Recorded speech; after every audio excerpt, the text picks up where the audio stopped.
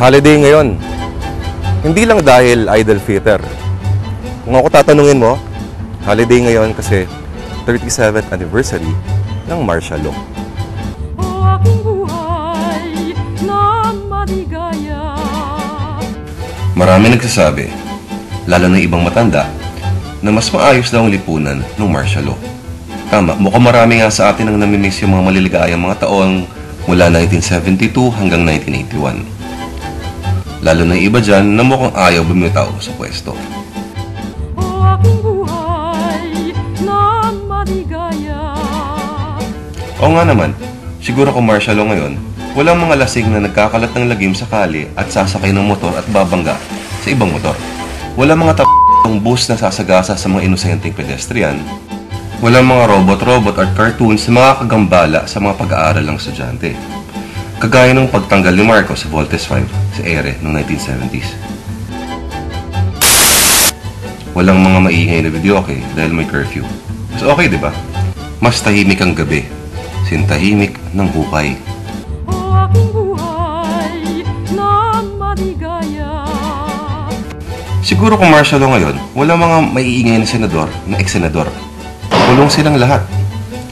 Walang mga nagkakagulong partido. Kulong silang lahat.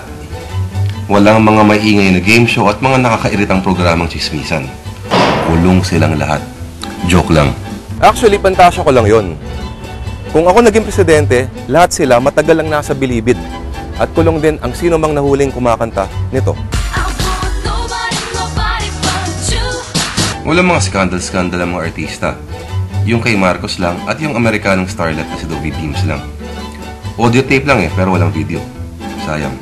Hindi mo makikita si Marcos na kumakanta ng pamulinawin at umuungol na parang kalabaw habang, alam niyo na, wala mga anak ng presidente ang yayaman. Actually, meron. Pero hindi natin malalaman. Kasi wala namang dyaryong babatikos eh. O aking buhay na maligaya. Pero nakakapag-rally pa rin naman tayo, di ba?